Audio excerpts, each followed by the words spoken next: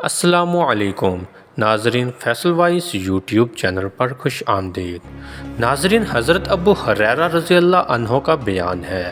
کہ رسول اللہ صلی اللہ علیہ وآلہ وسلم نے ارشاد فرمایا کہ جب مالک غنیمت کو دولت سمجھا جانے لگے اور امانت غنیمت سمجھ کر دبا لی جایا کرے اور زکوٰۃ کو تاوان سمجھا جانے لگے اور دینی تعلیم دنیا کے لیے حاصل کی جائے اور انسان اپنی بیوی کی اطاعت کرنے لگے اور ماں کو ستائے اور دوست کو قریب کرے اور باپ کو دور کرے، مسجدوں میں دنیا کی باتوں کا شور ہونے لگے، قبیلہ کے سردار بددین لوگ بن جائیں، کمینے قوم کے ذمہ دار ہو جائیں، انسان کی عزت اس لیے کی جائے تاکہ وہ شرارت نہ پھیلائے،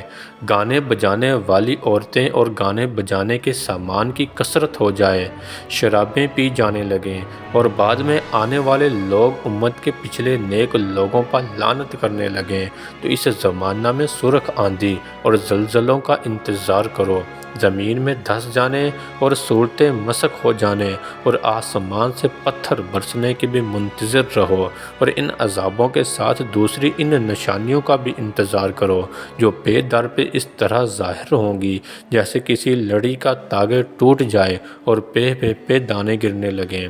حضرت علی رضی اللہ علیہ عنہ سے بھی روایت ہے کہ اس میں یہ بھی مذکور ہے کہ مرد ریشمی لباس پہننے لگیں گے۔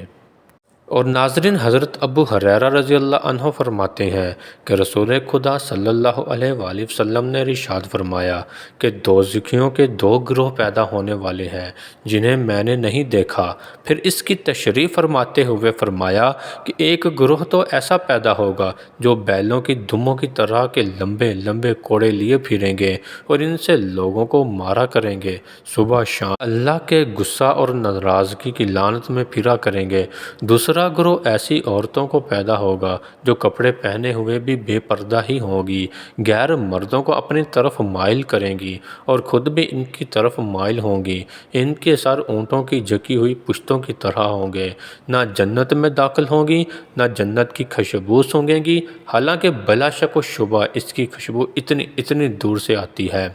شریعت اسلام نے زنا کاری سے بھی روکا ہے اور ایسی چیزوں سے بھی روکا ہے جو زنا کی طرف بلانے والی ہیں، حتیٰ کہ اس کو بھی زنا فرمایا ہے کہ کوئی عورت تیز خوشبو لگا کر مردوں پر اس لیے گزرے کہ مرد اس کی خوشبو سونگ لے۔ حضرت ابن مسعود رضی اللہ عنہ فرماتے ہیں کہ رسول اللہ صلی اللہ علیہ وآلہ وسلم نے ارشاد فرمایا کہ عورت چھپی ہوئی چیز ہے، جب باہر نکلتی ہے تو اسے شیطان تکنے لگتا ہے۔